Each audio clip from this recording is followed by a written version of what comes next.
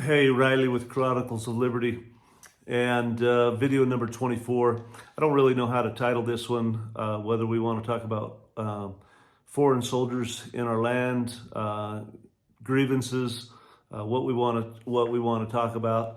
But when John Hancock wrote the Declaration of Independence and they declared their grievances being the reason why they wanted to separate, there's a lot of things that were happening then that are eerily occurring today that I wanted to bounce off and just share a few things with you guys. And John Hancock writes in his Declaration of Independence this, and it's a little bit strange English to us, but he says, "But when a long train of abuses and usurpations, pursuing invariably the same object evinces a design to reduce them under absolute despotism, it is their right, it is their duty to throw off such government. And such has been the patient suffering of these colonies." And he says, to prove these facts, and they listed their grievances. And so listen to these, because these are a lot of the same things we're seeing today. "He has obstructed the administration of justice. He has made judges dependent on his will alone. He has erected a multitude of new offices and sent hither swarms of officers to harass our people. He has kept among us in times of peace standing armies, for quartering large numbers of soldiers in the houses of the people without their consent, and to the great annoyance of the inhabitants, for imposing taxes on us without our consent, for depriving us in many cases of the benefits of trial by jury, for transporting us beyond seas to be tried for pretended offenses," and it goes on and on and on, right? So a lot of us that may be thinking, holy crap, we're seeing the same thing coming out of the Biden administration. It's true. It really is. And so we are in that 1776 type scenario here today. And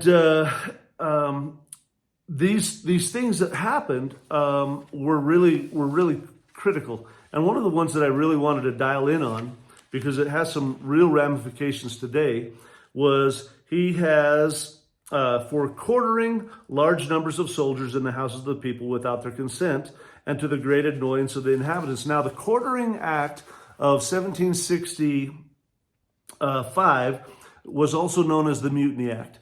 And this allowed the housing of British soldiers in the homes, the barns, the taverns of the colonists. And it made them feed them, give them drink.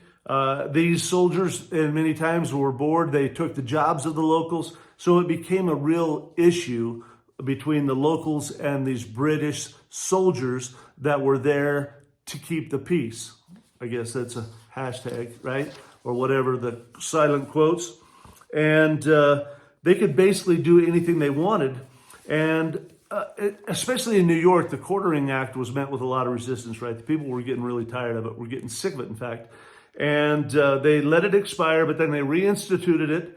And this Quartering Act played a significant role in the lead up to the American Revolution, as it was seen absolutely as an example of British tyranny and an attempt to assert control over the colonies, right? Here they bring in the soldiers from other places. They had mercenaries, they had Hessians, they even would get people and arrest them over the seas and force them to come back to the colonies and harass and hurt their neighbors. And so this was a big deal. Now, how's this all tie in? About a week ago, there was a strange document that hit the news, and it was all over everywhere, right?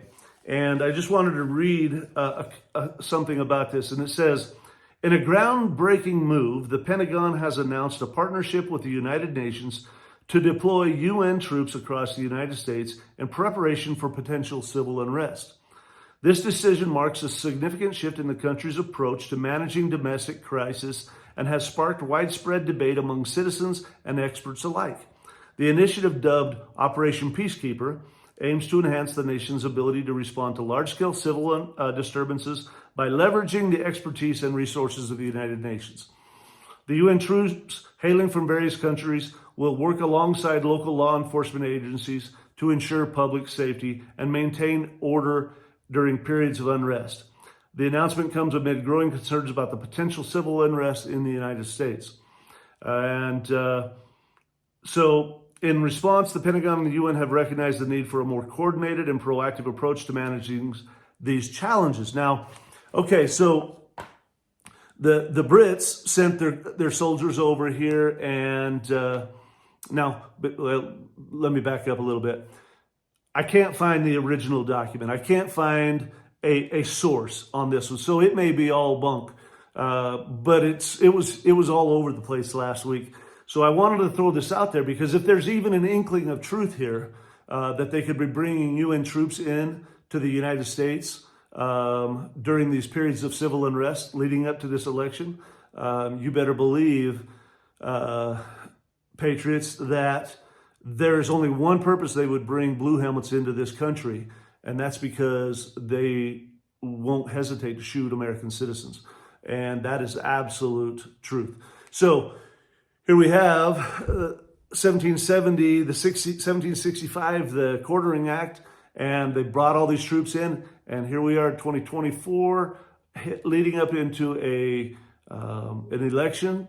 And they're talking about bringing UN troops in here to work alongside local law enforcement. Now, two things are really critical here. A, you better have a sheriff that is going to absolutely not allow them into your county.